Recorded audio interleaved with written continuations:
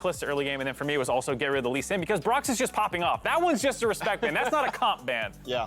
And in addition to that, I'd actually like to see IMT counter this a bit with draft, right? Like you can pick stuff like Thresh, which Destiny has been really good on. In fact, that game where Destiny and Raze dominated CLG's bot lane and went like 15 in OKDA, it was on that. And also picks like Gragas, which Xerxes is pretty comfortable on from the jungle. So I think making sure that in addition to having good bans, having a good draft that gives you disengage options, granted, if the laning phase doesn't go as well as you want, is really essential. All right, Mark, so far Give me number 3, baby! 2 for 3, baby! So when I was prepping that, I actually thought they were blue side. So I will say that was good. You're doing your homework. Well, I looked at the graphic. I got misinformation, but I understand the Gwen ban over the potential Galio here. Maybe you can say like, oh, we'll just split it up if they end up taking the first pick and you have a little bit of time to react. Either way, I agree with the Gwen ban. It's a very terrifying champ to leave up, and we've seen Finn play it a couple times. I don't think the Galio ban's that good either, because you can replace Galio with like things like Lissandra like they had before. Like Galio is just one piece that fits it. Like Vi is probably the main one, but you don't ban Vi because honestly, Vi on her own. If you're banning Vi, she probably sucks. No offense, Dash, but on her own, she probably guys. sucks. Wow. Could have just left her untouched. No, I hear that 100%. And the Galio one is, I think, the most contentious point. Even like looking at how the coaches approached the weekend, they left it up the second game, and the third game it got banned. That's when the Lissandra started coming in. And I think that's the pressure that you get put into when you have what feels like a hyper-specific set of champions. You start trying to be like, well, what are the most important pieces? They grabbed the set again, which is a huge flex pick as well. We've seen it only go top lane in this comp, but in theory, if you're going for a hard engage comp, it could easily pivot mid here for CLG. Yeah. And well, there it is. Oh, well. There it is. Yeah, and I really like this draft so far, because this is pretty much just in their comfort zone as Mark is freaking out over here. It's the same draft! It's the same draft, yeah. It's pretty much the same draft that they've had before, minus the Kalista, but I think once you already have the Vi, the Galio, and the set, you don't need the additional engage from bot lane, and there's still picks available to CLG, like a Leona, for example, that they could run bot, and they have before. So I think they're gonna be fine to get basically 4 forms of engage here. That's what I'm curious to see what they do for Immortals after. So they take away the Tristana here. They already have the Kalista ban. Those are the 280 carries that we saw with it, as well as the fact that there was the Rakan support. So we will see how much Immortals actually respects this comp, because they haven't banned any part of it yet. Yeah, well, so at this point, though, is the support the piece that you feel like needs to hit the ban table twice in a row here for Immortals? Get that Rakan out, get those extra couple pieces of engage? Well, the problem here is there's so many supports that do the job that CLG needs to do, right? They can swap out the Rakan for Leona, for example, as I mentioned before. You could even take the set down there. Yeah, you could even flex a set. So I think right now, if you're IMT, you're just focused on making sure that you have the tools to just stop early game, as Hai was saying. Like, you really want to make sure that you're getting a favorable matchup bot, so that even if set is there, you have a Triss plus maybe even a range support to make sure that you're getting the leads you want in lane. I think the Kaisa ban's kind of necessary here. If you look at CLG's comp, there's not really damage yet. They have dive, yes, but they need damage to follow it up. If IMT doesn't ban Kaisa there, they're probably trolling. Good thing they do. To fill out the rest of the comp, they can really do anything. That Karma is a flex pick right now that could either go top, mid, or support. She doesn't really struggle in lane against either Galio or Set, and I imagine those are probably gonna go mid and top rather than support. So if IMT are continue drafting this, their mid laner or top laner, whatever they choose to do with the Karma, they just need to make it so that that character can't get dove that hard. Whether it be like a person that has like a lot of counter engage or rushes Hourglass or is like an assassin even. Because right now they win in damage, they win in late game, just need to not get, you know, slam jammed by like 5 characters onto one person. Yeah, we'll see though, because they already have the slam jam components. Right. I like CLG getting rid of some of the lane dominant supports with the Thresh, for example, so that they can, because that's the concern that. Thresh down, yeah. Yeah, we're talking about getting run over in the early game. That almost felt like it could have happened in the third game when it was Dignitas piloting the Karma mid, and I believe it was with the Xin. But so much went wrong topside in that game that it didn't really matter. And here we go. There's the Rakan. Oh, that's gross. And it's going to be Lucian bot lane. That lane sucks, by the way. Lucian Rakan, that's, They don't do much that's together. a very It's a weak Braum. bot lane. Yeah. Against Trist, Braum. I mean, it's not that like they're bad against specifically Tristana Braum. Just as a duo, they're not very strong as a whole. Right. It's very I don't like it personally, but I mean, this is what kind of happened last game too, is they didn't, in the Dignitas game, they didn't draft for lane, they drafted for their comp. And so, I mean, Lucian can dash in and contribute a little bit in the dive, because that's what Hai was saying, you want damage that can get in there. And the Jace. So Hey. I think the Jace is a bit of an interesting pick. I know everyone's like NA Jace and Interesting me. as in bad or interesting as good? Because I lean heavily towards bad. I don't love it, but I mean, if they're committing to, hey, we're gonna play Xin and we're just gonna try to shut down the early game and like make the fact that CLG has basically gotten their god comp except for the Lucian, then I guess this is what you go for. So I don't hate it, but you know, I think there are better picks available too. Now, I feel like I already know the answer. I just want to get you on record as we have this conversation around CLG drafting style. Given that they got 4 out of the 5 champions they have played before and just are chucking in a Lucian instead of a Kalista, Mark, do you think they got what they wanted? Did they get that style once again? I feel like I have to say yes on their behalf because they clearly knew CLG was going to draft this stuff. When you do those bans, you know CLG is going to do this. And so the Braum and Karma are very targeted about surviving big engages. Right, I think IMT definitely lost his draft. I would have changed that last pick for sure. They're very heavily indexed into 80 damage right now, especially since Karma's gonna go support Karma. She's not gonna go AP mid. So you have 4 tanks that are hard diving you that can stack armor.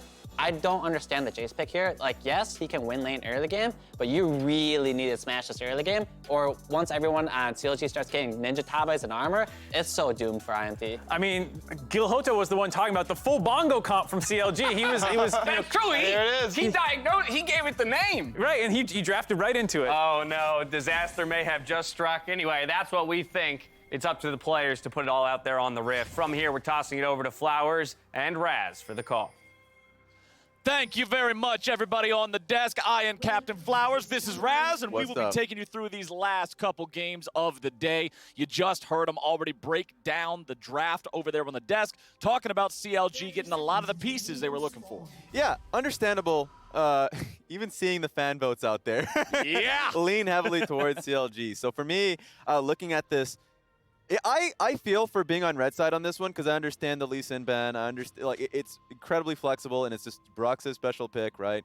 And I can understand Gwen to a great degree. Kalista is also it's one of those things that if you're just not doing well in the bot lane and it just has so much control.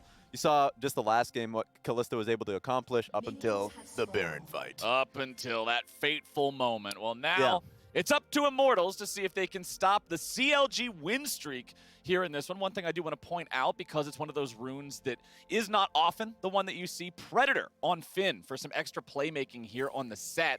So we'll see if he can find the angles that he's looking for in there. Also worth noting, Turtle and Smoothie going for an exhaust and ignite combo there for their bottom lane duo as opposed to the heal exhaust of their opponents. So things are a little bit different down there. And also a quick reminder, we got Pro View. And if we got Pro View, that means we got free matchups. And the free matchup for this one will be up there in that top lane, Finn versus Revenge. So if you're ever wondering how to play against Jace a little bit better and not want to bang your head into the keyboard, watch that one and see if you can learn a thing or two. But right now, we're going to have to keep our eyes on the whole map, both junglers starting on opposite sides. There it is. And here's the thing. You know, this composition, I mentioned this previously, it was played multiple times within Academy, and drafting against it, you just have to be confident that you're playing for your lanes early, right? Even when you're setting up for objectives, you should be confident that Karma's going to get the shove on towards Galio. Top lane's going to be the same with Jace versus the set, and also he's going to be getting the support from Xerxes, who's playing towards the top side, right? All of these are happening, so you have to give the assumption that IMT is going to get first touch on objectives consistently. It's about the first wave of wards, right? Yeah. When CLG is going into your vision, you have to be able to punish them. I love the Braum pick for that purpose. Okay. So that, hey, if it's going to be the Rakan or the Galio, Vi, someone that face checks first, they have to get fully punished. That's what I'm looking for if IMT is to take this one. Okay, right now everything's looking pretty normal here. We are seeing full side clears in those starting quadrants for both junglers. So now they'll head over onto their respective red buffs. Of course, there won't be anywhere to really go here for Xerxes up in the top lane. Both of his solo lanes really have control. And you mentioned just briefly about that Predator pick on the top lane. If you're just going to be in an uninteractive matchup, a ranged matchup top side, then going towards a utility, we've seen consistently, people in different matchups going for something that's more focused outside of the lane, as you said. Yeah. So it is Finn just focusing on those team fights. Great damage on towards Raze. Yeah, really nice stuff. Got that in there with a piercing light right before Destiny was able to jump in and throw up the shield to protect him. However, we do have Broxa down here. It doesn't look like this should be diveable at all, but he will be ready to shadow these guys just in case there was a play coming out. But we, of course, know that Xerxes is on the other side of the map. He'll just continue moving back and looking to farm more as well. Yeah, a very respectful game. I think both these teams, early in the previous split, in the early portions of the game, would be running suspect in their early game, right? Mostly IMT. IMT's first 10 minutes in the spring split would boom in some way, and that would give the enemy team like a substantial lead. And so the fact that this is a pretty stable game, and they've been a pretty damn good team fighting comp, or at least team fighting team that is, later on, is reassuring. I also just think that the way this map is being set up, IMT is in a good position to fight for first dragon. So let's see how that ends up panning out as bottom camps are being pinned. It's going to be spawning up here for Xerxes. So good idea to kind of just back away and go for that right now. Yep, you saw Broxa get his back off a little bit earlier, went back to base, picked up the Sheen, which of course lets us know he will continue to be going for that Divine Sunderer into most likely tank build that we've seen Vi find success on so far. Xerxes going back, getting a pickaxe here for himself, increasing the damage of those ganks that he's able to pick off and get something rolling here. Of course, nobody's been picked off yet. We still have no violence here, no summoner spells really being spent anywhere on the map. Both teams are pretty content just playing this one slow early on. And this is a good opportunity to just talk about CLG's new identity. Even like, getting makeup and all that, just hearing IMT, I think it was Revenge calling out, "Hey, doing beat a Po Belter," right? Coming into this. Because it really is a new identity for CLG with the struggle that they've had coming into this split to just say, just pedal to the metal, just go straight into a full, dive teamfight composition. Even if they were to be denied a Galio for this comp, they wouldn't want to go towards a Vi. They already picked the composition that is teamfight heavy without that beforehand, right? That was the Lissandra that we saw from Po Belter. So it's really nice to see for a team that is struggling to realize, okay, just focus, hyper focus on one thing that we can be good at, that we can practice heavily for, even if we're pushed off of a specific pick, that we can have things that make practice, realistic for us, that we know we're going to be in game day with. And we already saw that they know how to convert that into wins after that incredible 3-0 performance last week. So now it's up to their opponents to be able to answer and say, all right, you know what they're coming to the table with. You need to have crafted the proper answer to it. And that's what Immortals believe that this approach with the Xin and the Karma is going to do. Brox is already over the wall, using the ability that Vi has to solo that down very effectively, nice and early on. And he will pick that up right as Xerxes strolling on through the bottom side river, and Broxa is out of there. That was just a great setup from CLG. Their bottom lane pushed out, and they were also leaning towards the Vi. Checked out if there was going to be a ward there, the great control ward, to make sure that, Xerxes had no information. And so even though he was pathing in that direction, and he was going to get to that point, right? He was clearing up just Raptors at that stage. Yes, just enough time for Vi to be able to pick that one up. Great job. And I like the fact that they knew how much time it would take for Broxa to be able to solo that. Yeah. Because it can be very dangerous trying to sneak a Drake away and solo that down when the Scuttle Crab is going to spawn in bottom side river. Yes. It will naturally attract the attention of the other jungler, even if he would otherwise not have a reason to be there. Yeah. So calculating that and getting out in time, very important. Mission impossible. Bullets of sweat coming down your forehead. Do I have enough time? Lucian's just like, just enough. Just enough. All right, up here in the top lane, Finn versus Revenge. The name of the game in a Jace lane is often don't fall too far behind. Yes. You usually don't expect somebody else to beat them, but you got to stay close. And 57 to 58 is very close. The criticism that I heard from High talking about how it is a heavy AD composition is true. Like later on in the game, it's going to be difficult to deal with the beefy units. Engage! Nicely done. Interrupting the rocket jump, throwing Raze up into the air, and with the culling coming down, Destiny very, very low. Raze forced to use the heal. Yeah, and that just means you're in dive range because Po Belter has ultimate. If he wants to, he can make that move. But he's leaning topside just because they're looking for revenge. And so it goes back to my original point, which was, like, I was kind of expecting a tank. If you have a Galio being picked up and a Vi there, we talk about how that's impactful for CLG in the middle portion of the game. In the early game, it's really impactful for a carry top laner, whoever you are, right? Yeah. If it's a Twisted Fate or a Galio, you're just going to get 3-man dove fairly easily. So I'm just concerned for Revenge. He has to play super cautiously. He was, thankfully. But this is just going to be the case for him from this point onwards. Yeah, and when you look at all of the champions on Immortals roster, there's so many of them that are so incredibly vulnerable to that CLG Wombo combo. Yes, Xin Zhao has the ability to knock away some of them, most of them with the ulti if he gets jumped on. But Karma, Jace, Tristana, you're just dead. I'm sorry, there's not a whole lot that's going to happen if everybody layers it correctly. You can see the Rift Arrow getting aggroed there, but then becomes lightning over the wall.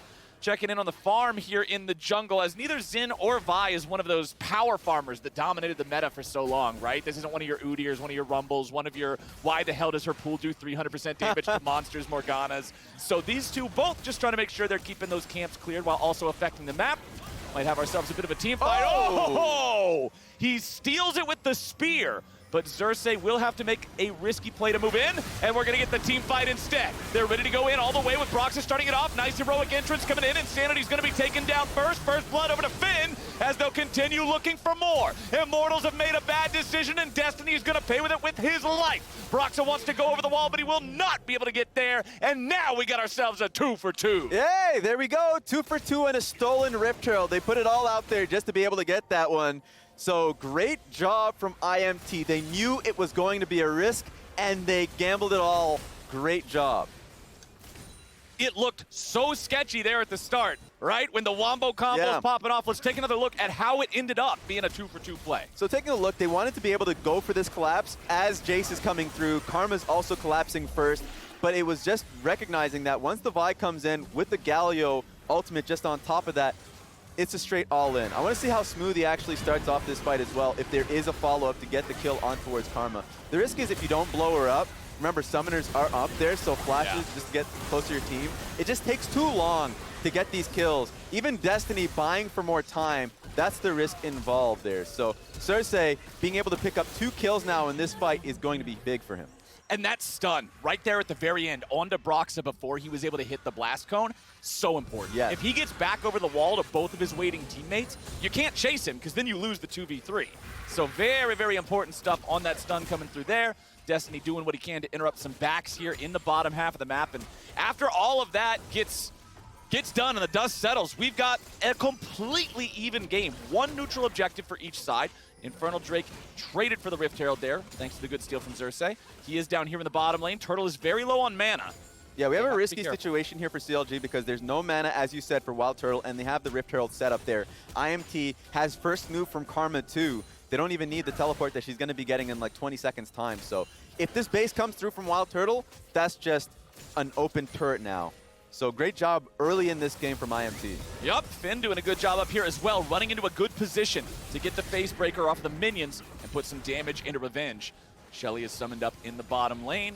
They will just use this. Oh boy, Turtle's running away. Dashes back, still has half HP left.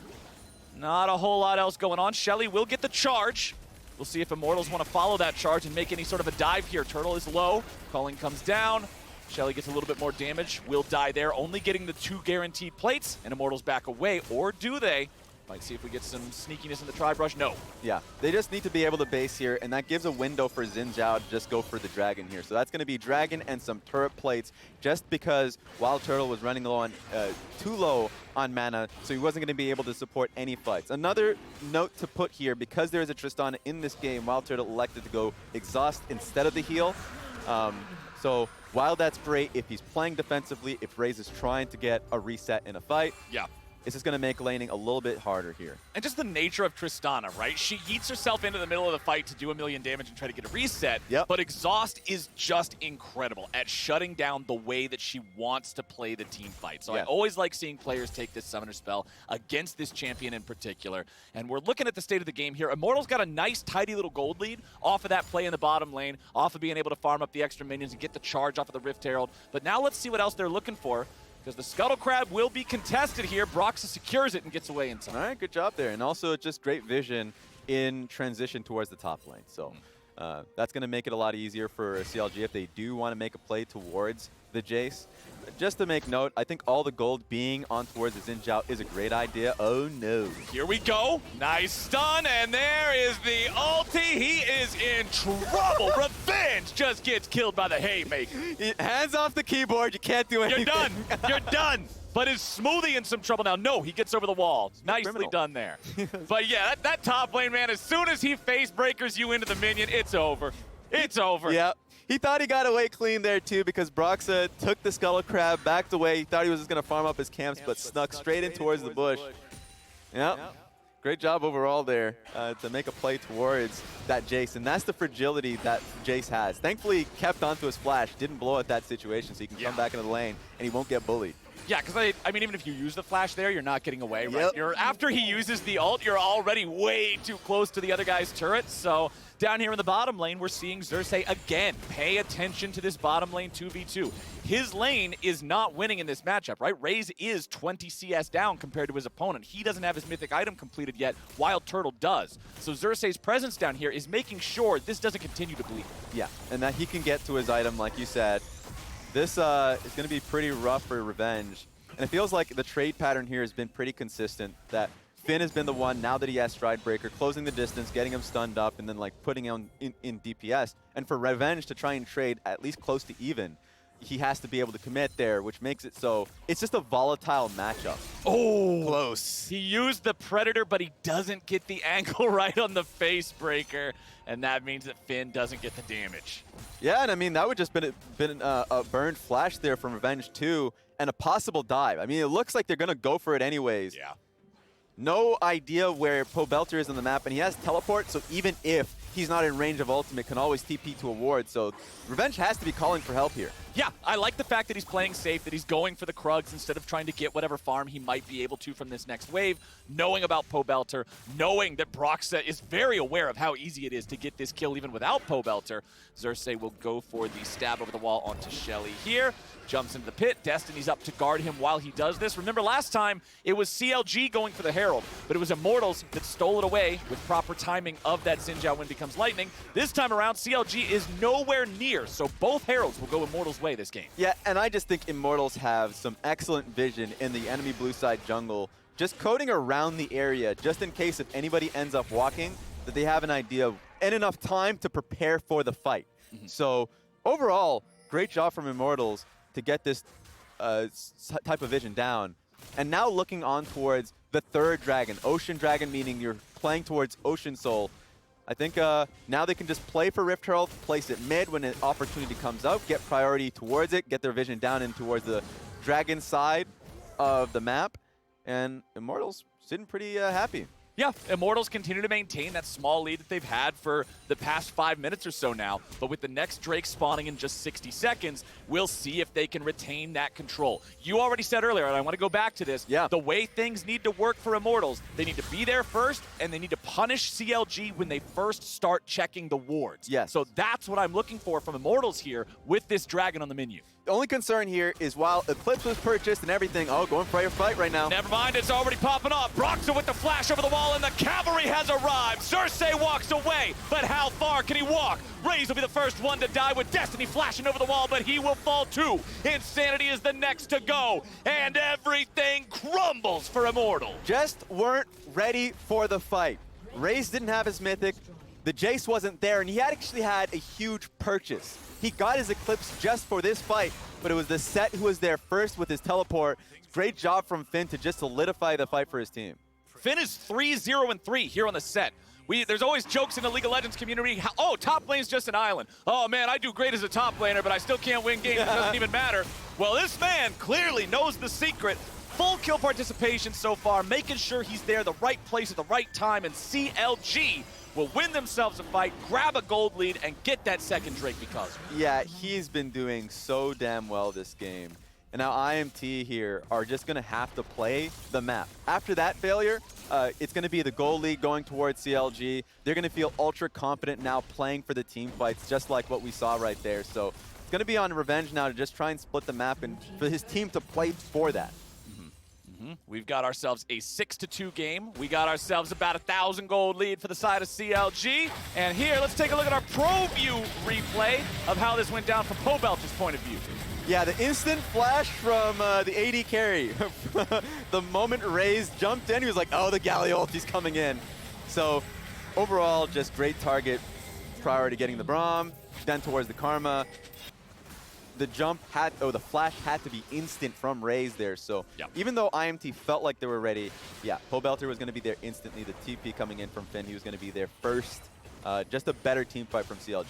Okay, so what do you want to see from Immortals now? Because now they've lost that little bit of a lead that they have. Clearly, they did not show the coordination that you wanted to see from them in the last fight because CLG just immediately did the CLG Wombo combo. So how does Immortals come back here and find their counterpunch? So, as I said before, it was going to be off of Revenge, but they now sent 3 people towards Revenge. So he's not going to really have much room to breathe. They have to play side lanes and just try and trade. It's going to be some time, 3 minutes until then you're going to have to fight for Soul Point. So trying your hardest to try and pull people and just try and create a mistake from the enemy team, right? If it's Finn going to be alone underneath turret, then you still have a lot of lockdown from Braum, Xin Zhao, and whoever is next to him, the third party, that can at least get a kill for you. So you can try and force a mistake here.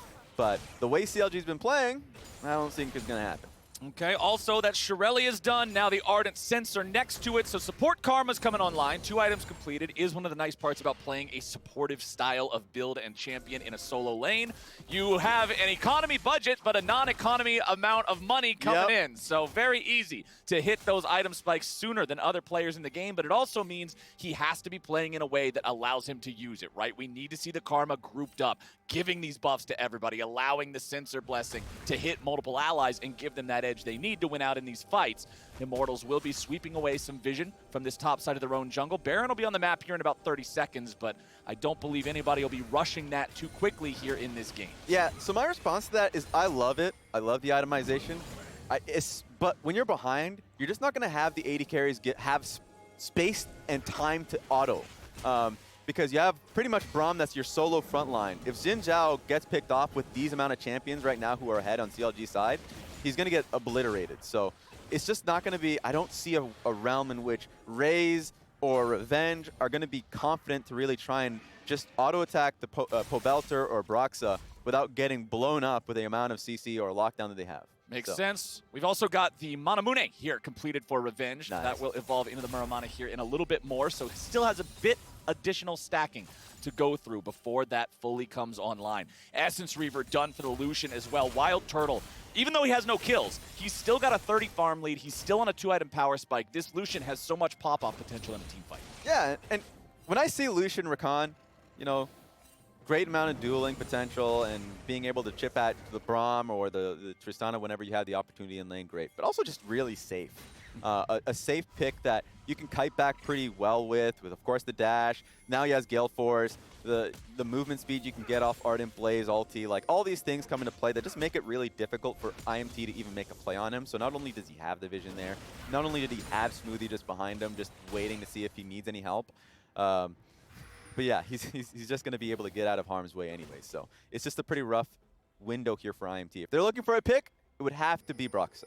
Okay, Broxa still honestly very squishy. He has health from Divine Sunderer, yes, but he has swiftness boots, which offer no defensive value. Revenge is going in for some damage onto Turtle, but Turtle is not alone. It's a team game, and Revenge makes sure he gets his man. He will die on the exit, but now we got more cavalry coming in. Insanity's already found his way into the fight, and he gets a route down into Broxa. Xerxes ready to jump in and go for the 3 Talon strike, but the flash away keeps the CLG jungler alive. It is not done yet. Galio and Set both pile into the fight, but the disengage is there, and Immortals will lose no one else. Yeah, we're all topside here as a response, but now they got to pivot towards the Dragon that's coming up. CLG wants to go for Soul Point here, so I'm surprised they didn't just leave it be and go and just make the trade happen, right? But at the end of the day, great job from Revenge to flash forward and get the trade as Wild Turtle didn't expect, didn't see it coming. Late exhausted on that one. But it's now going to be IMT making the full map trek towards the Dragon. Pretty crazy to see. With so close towards what is CLG's prime focus, they lose it off this top lane play. Yeah. The play ends up being even, and Immortals take the objective afterwards. You call that a win for them, and the game remains incredibly close between these teams.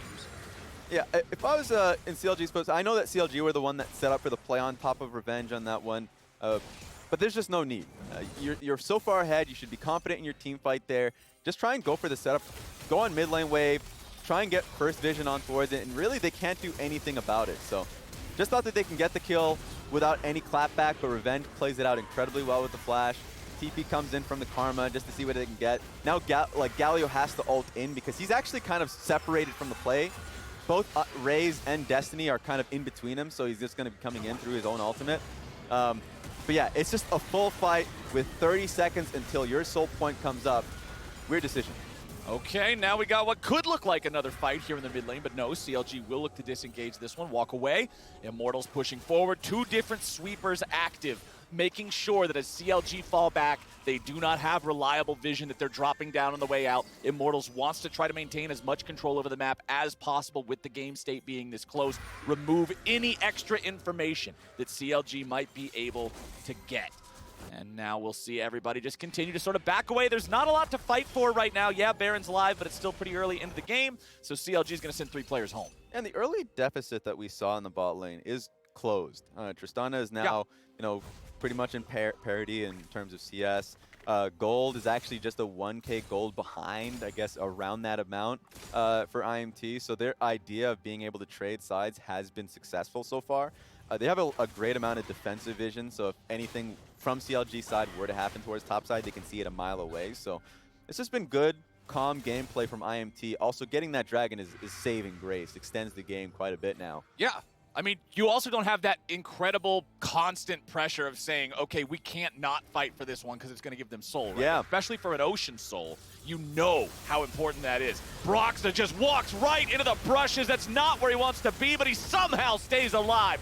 Pobelter's coming in looking to make sure they can do something else, but Wild Turtle's already dead, and CLG is on the run. Immortals make an incredibly important pick there, and they're not done yet. Finn's gonna get stunned up. Yes, he'll still have the haymaker, but he just won't be able to do it in time. He's down. Shutdown credit over to Xerxes, and Immortals look to the Baron. Yeah, 2 people down, and it was Broxah initially getting picked off before he got ulted by Raze to safety, but CLG wanted to back him up. There was just a moment of confusion from CLG's side, and now they're not gonna go for it. They know that they've already lost it with 2 people down, and that's such a great play for IMT to come back into the game. Yup, Immortals, really, really important stuff there, and that's what I'm talking about, man.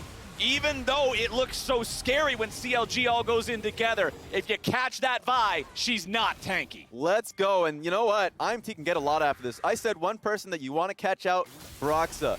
Sure, he has some defensive stats, but not enough to be able to survive this. He does because of the ultimate, of course. Broxah's able to get out, but then Pobelter had to go in harm's way.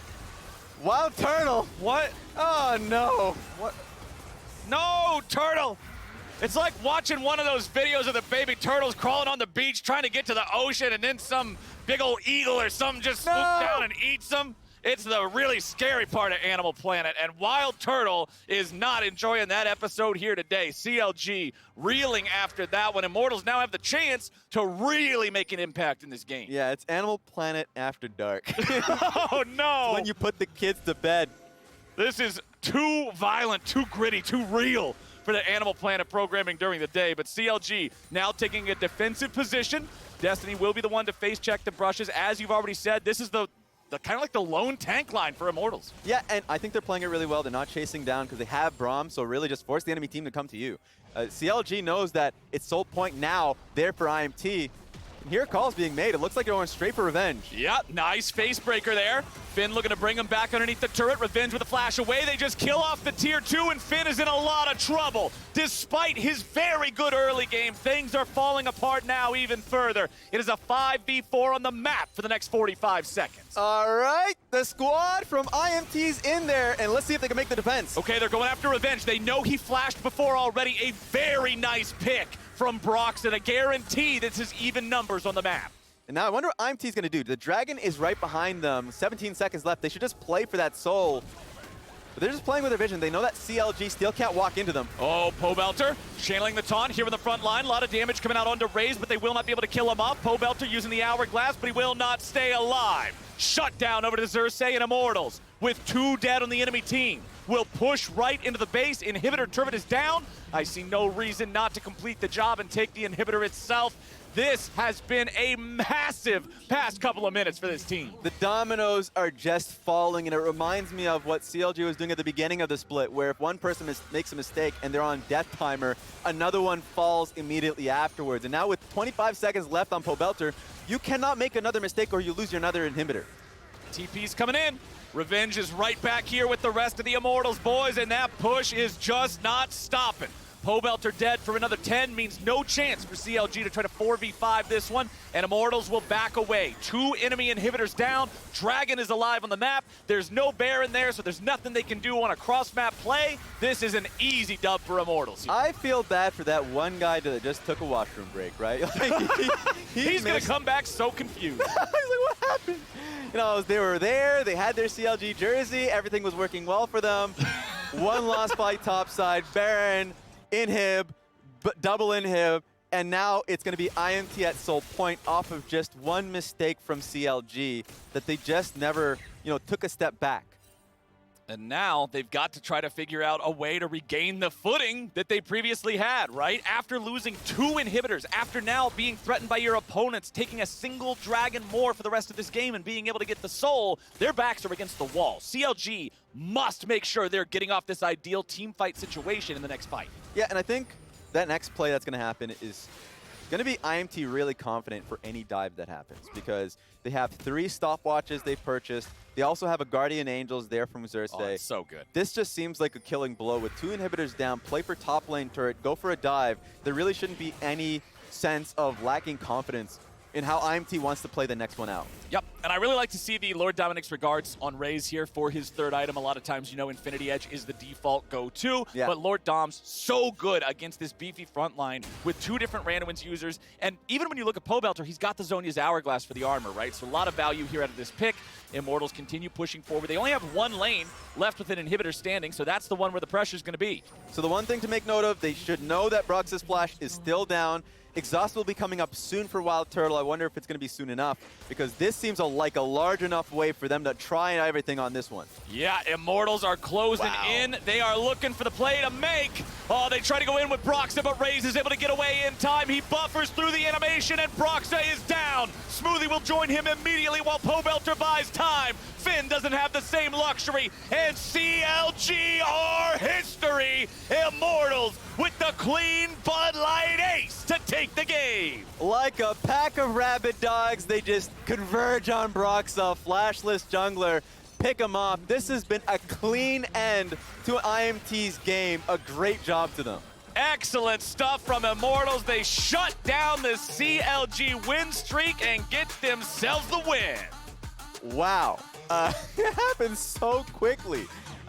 It felt so good for CLG so early on, making picks towards the top side. Jace really couldn't breathe for such a long time. Yeah. Dragon team fight was just exceptional. But then one person gets caught with Broxa walking up top side.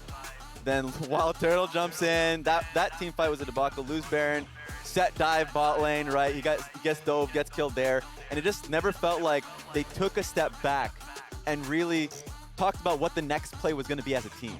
Yeah, that whole Baron play is where obviously the pendulum swung. But afterwards, we never saw those steps that sometimes look like your way at preventing this from hemorrhaging further. As soon as the bleeding started, it never stopped for CLG. And you bring up the set play, and remember that wasn't Immortals making the play to kill Finn. That was Finn going in to try to make the play to stop Revenge, make it a 1-for-1 on the map, right? But then it's just, no, it doesn't work quite the same way. They end up getting the kill onto him. Then it's Broxa who can come back and avenge Finn's own death.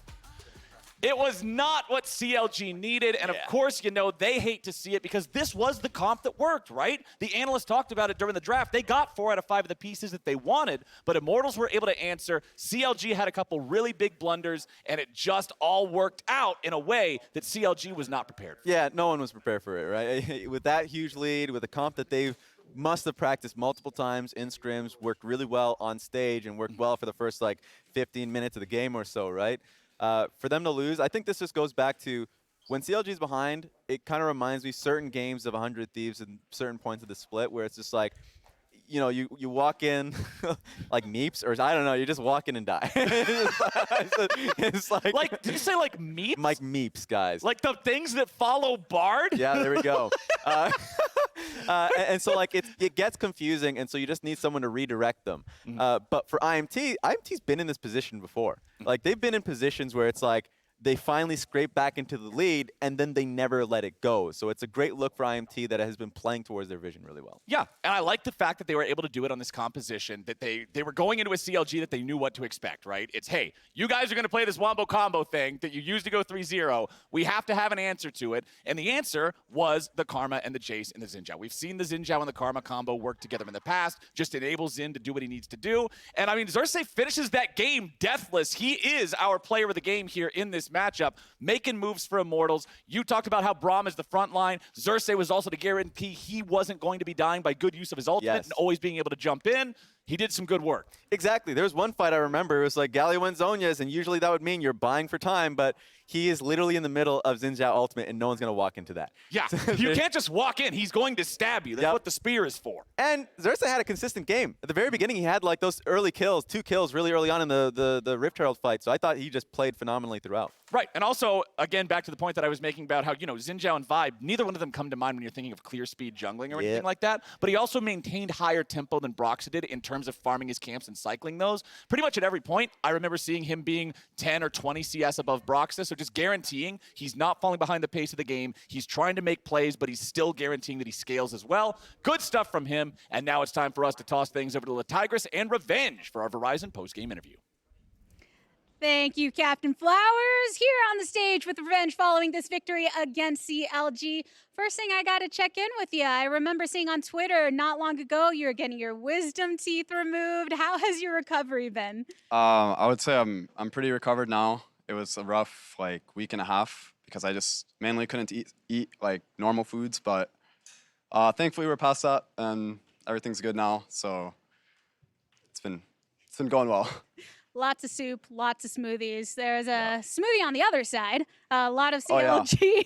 Real hype on that side, being that they were on a heavy win streak. But there were some things that we knew about the compositions that were working for them. How much did that play into your prep against CLG today? I'm not going to lie. Everyone was kind of memeing the comp because it's like kind of unique to them. And it's not really something that we expected or like knew exactly how to play against. But I think that we just knew that if we played our team fights better and the map better, that their champion picks wouldn't really matter that much, and it was kind of the case this game. Before we even got to that team fight territory, though, there was some attention that was paid to you in the top lane. How did that affect the way that you progressed? I mean, honestly, I don't feel like I played this game as well as I feel like I could have in lane, and it was definitely a bit scary playing against the Vi and set combo top as Jace, but I kind of just, I feel like I could have played better, but I think that I knew as long as I just stick to like our team game in a way that we're still going to be fine, and that got me through the early part. Yeah, you did get targeted a couple times by those Vi ultimates, but it was you as a team coming together. We already heard that Xerxes was player of the game there, but is he the one that is leading the charge when it comes to those team fights that were allowing Immortals to really flip the script? I would say everyone pitches in, and we all kind of know, like when there's going to be a fight and when we're going to contest things, everyone's involved, which is really nice about this team. We're like working really well as a unit, and I think that that's what's going to separate us from a lot of the other teams right now. It's why we can like have early deficits in a lot of our games and still come back and win, and it doesn't really ever feel like we're at a big deficit. So that's what I really like so far playing in Summer. A lot of teams are really focusing on their team fight ability as a full roster to get the win. And we are seeing the repeat of the matches that we are in the next round robin. You're facing against Golden Guardians tomorrow. You had some words for Solo on social media last time you faced off. How are you feeling about the matchup this time around?